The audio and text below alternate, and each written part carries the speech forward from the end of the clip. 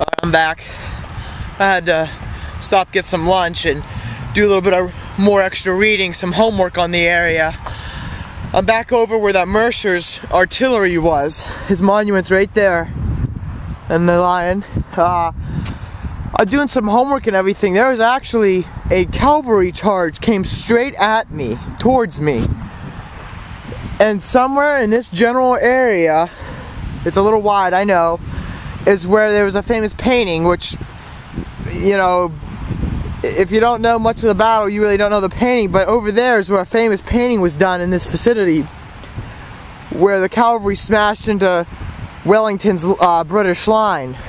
So, but anyway, they came straight through here towards me, and right on the other side of the lion, towards there. The bulk of Napoleon's attack came in this area. And like I said earlier, there was another cavalry attack farther down. We're going to try to get there. Right now I'm heading to the Belle Alliance, which is Napoleon's headquarters. And after the battle, Bouchard and Wellington met there and had their famous handshake. So that's where I'm headed now. But anyways, this ground here was a famous, it was the cavalry charge, and farther down the road was that Imperial Guard charge, the last hope for Napoleon. Right now, heading back to the Allied lines, approaching the Hougoumont Chateau, and you know, I definitely feel like a French soldier marching over there.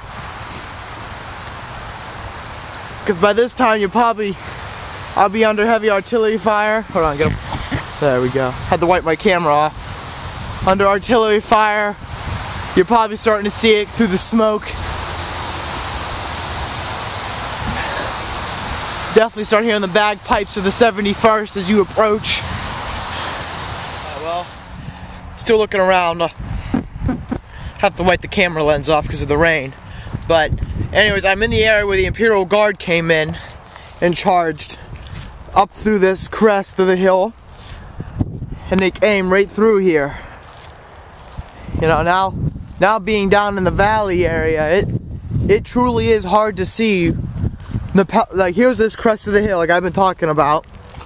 Right on the other side was Wellington's forces. Napoleon had no clue what was there. So now being down in the valley, the Great Valley they always talk about, it is hard to see. I can't see the museum or anything. So Wellington did an excellent job hiding his forces behind this ridge. I mean, you have to have some sort of high ground in order to see what he's doing, and there really isn't much high ground that I've seen for Napoleon to get a vantage point of. Oh man, I did forget to bring my swimmies. It's been a lot of puddles, but yeah, I forgot my swimmies and my floaties. Alright, well, I'm at La Belle Alliance. Not much to look at, but I'm gonna go inside square if I don't fall in the mud. Here it is. This is the place where Napoleon spent the night before the battle. He was in here. He didn't sleep, actually. He was up the whole evening mapping it out, trying to figure out what the battle was what his battle plan was for the next day. But he did most of the studying of the battle in here and surveying the battleground. But also here was the famous handshake from Bouchard and Wellington. Let me see. Where this car just came from is the direction of the Prussians were coming. They were coming more directly at me. So they were eventually just swooping in behind Napoleon's line. But it's trying to get a better vantage point. But also in this field over here was a cavalry charge. Cavalry and infantry charge.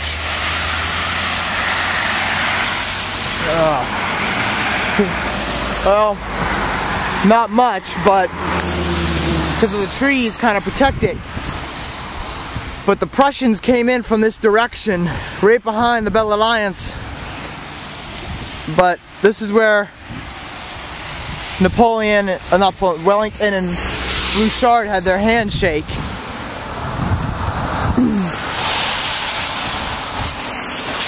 But on this side was the complete cavalry charge and infantry charge. See, Napoleon attacked from right to left towards the Lion Head, which is right there.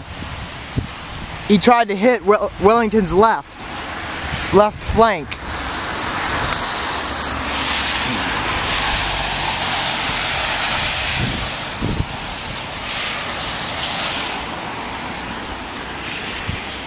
But this is it.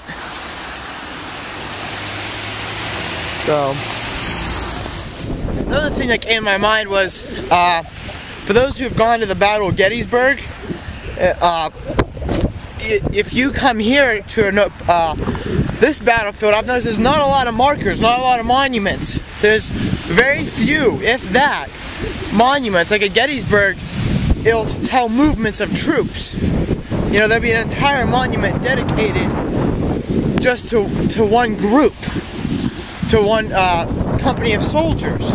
Here, you don't have that. You just have, there's one monument to the entire Prussian army, a whole other monument to the French and British army. I mean, it's very little monuments. In fact, this is still farmland. This is still used as farmland after hundreds of years. I mean, it's amazing that how you know, if you compare an American battlefield to a European, how they differ.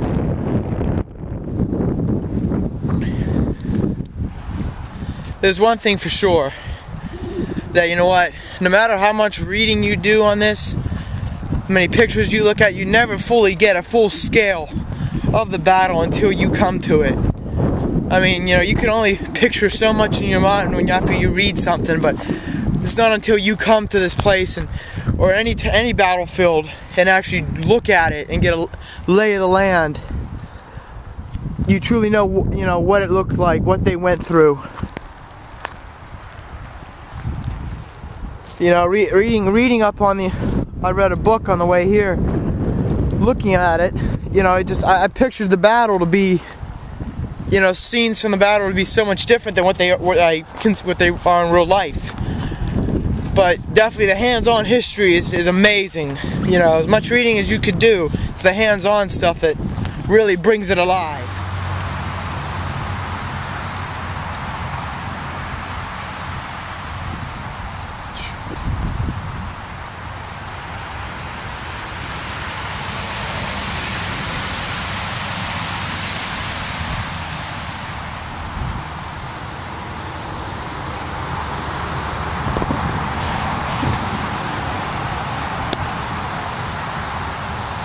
The Hougoumont. I think I'm down here one more time just before I left.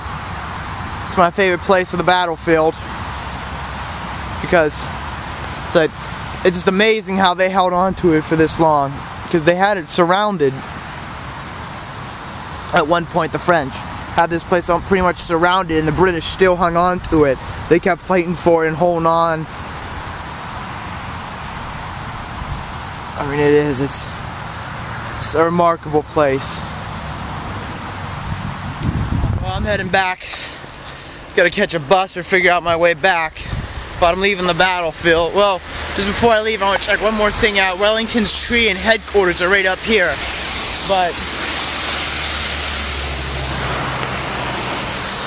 the famous Blue Lion's Head.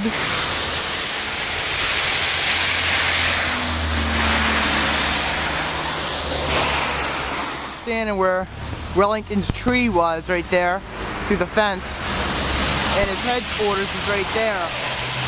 But the tree, from the headquarters and the tree, is where he watched most of the battle. So, but that's where I guess the best viewpoint he had of the French movements was right there. So, there's the Lion's Head. This concludes my trip to Brussels. I'm on my way home now. And my train leaves not for a couple hours, so it's going to take me a couple hours, maybe an hour or so to get to the train station. But I'm going to head there, relax a little bit, get a bite to eat. So it's definitely an awesome trip. Going to Waterloo was amazing. So, but anyways, I'm on my way now. So I did it, pulled it off, did it by myself, flew solo.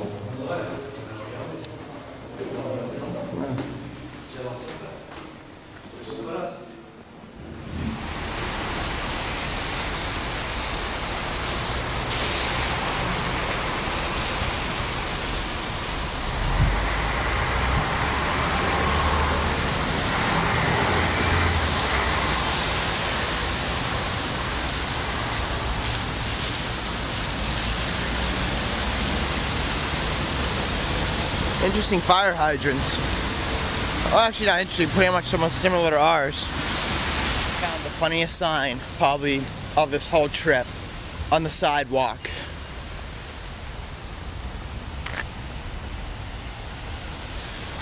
I guess that means that dogs can come here and do their business on this sidewalk. So, pretty much that sign is saying, watch where you step. Got my Belgian waffle. That's right. Douse it in chocolate. That's right. That's how you do it.